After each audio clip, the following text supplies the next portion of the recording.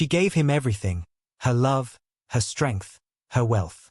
But when death took him, his family took the rest. Now homeless, penniless, and broken, Ngozi walks in the rain with her children, wishing she had listened to the one voice that warned her, her mother's. Ngozi was only 24 when she met Emeka.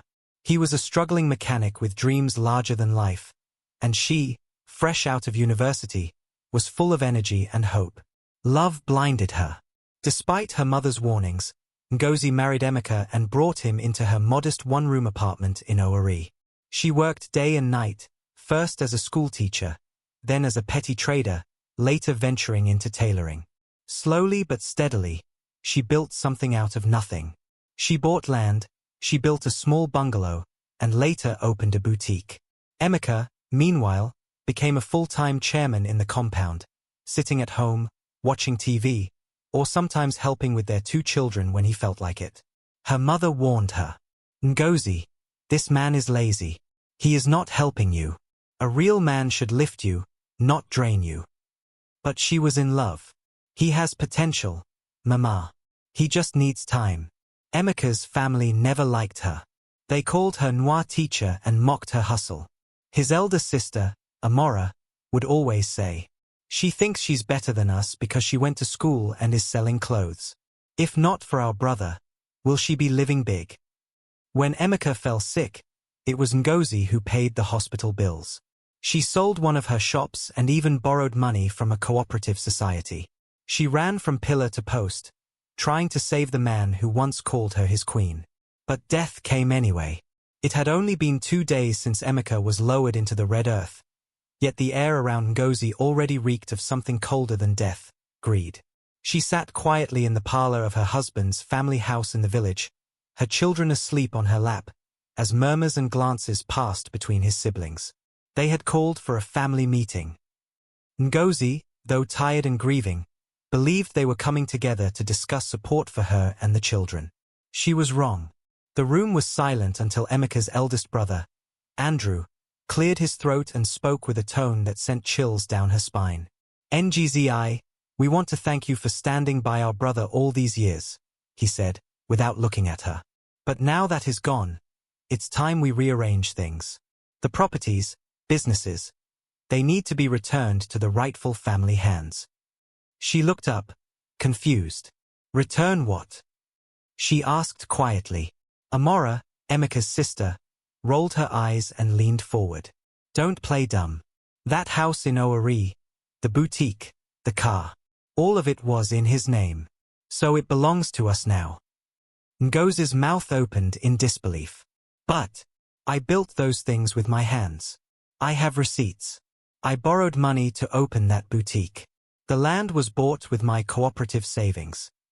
"You built them under his name," Andrew cut in sharply. "Which means it belongs to him. And now, to us." Ngozi's heart raced. She reached into her handbag and pulled out documents, proof of her contributions. "Please look, these are receipts in my name. I only used his name on the title because I trusted him. He was my husband. I never thought I had to protect myself from my own family."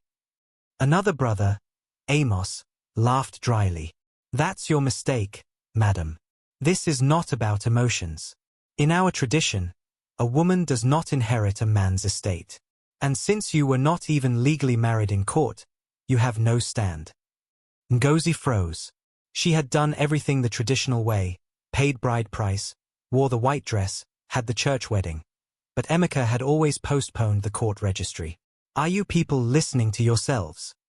she asked, her voice rising. "You watched me nurse him, spend every kobo on his health, starve to buy drugs, and now you want to take everything I built." Amora stood, arms crossed. "Don't shout, oh. No one forced you to marry a man with vision. You were desperate to be Mrs. Now look, you should have used your head, not just your heart." Ngozi felt the walls closing in. Her children were still asleep, their cheeks pressed against her. Her world was falling apart before her eyes, and there was nothing she could do. They gave her 1 week to vacate the house in Owerri. She was not allowed to enter the boutique again. The car? Already collected. Emeka's name was on everything, and she had trusted him too much to change it. That night, Ngozi sat alone on the veranda of the house she was being kicked out of.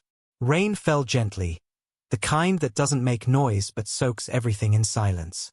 She cried, not just because of what they did, but because of what she didn't do.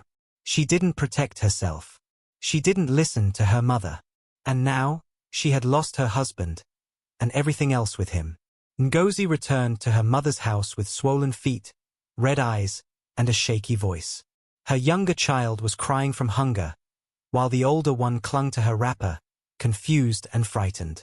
Her mother, Mama Mary, opened the wooden door and stood frozen for a moment. The sight of her daughter, once glowing, proud, and self-sufficient, now reduced to a shadow, barefoot, dragging a black polythene bag, crushed her heart. Ngozi, she whispered, voice trembling. Tears streamed freely down Ngozi's cheeks as she fell on her knees. Mama, they took everything. Everything. Mama Mary's legs gave way. She leaned on the wall for support and helped her daughter up with shaking hands. Later that night, after feeding the children with her leftover yam porridge, she sat opposite Ngozi in the dim light of a flickering kerosene lantern. The silence was heavy, only broken by the distant croaking of frogs and the occasional whimper of the baby. Ngozi, her mother began, her voice quiet but stern. Where is the car your husband bought for you? They took it, Mama. They said it was his property. Her mother blinked back tears. What about your boutique? The one you stocked last Christmas? Ngozi's lips quivered. They locked it. They said I used his money to grow it. Mama Mary inhaled sharply, holding her chest. The house? She asked, almost afraid to know. Ngozi shook her head. They threw me out, Mama. They said it belonged to their late brother. I didn't put my name on it. I was just trying to protect his pride. I didn't want to make him feel like less of a man. Mama Mary stood up abruptly and paced the room. Her wrapper dragged across the floor as tears finally rolled down her wrinkled cheeks. I begged you. I warned you. How many times did I cry and kneel in front of you to let that man go? You were building an empire for a man who couldn't lift a finger. A man whose family hated you from the beginning. How do you carry the whole house on your head and forget to hold the key? Ngozi cried louder now, her sobs shaking her shoulders. I thought love was enough, Mama. I thought he would change. I thought if I gave him everything, he'd protect it for us, for the children. Her mother sat beside her, pulling her into a hug. You gave him everything, and now you have nothing. My daughter. My poor daughter. The room felt colder.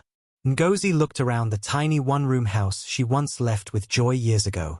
Now, she had returned with 2 children, shattered dreams, and a heart full of regret.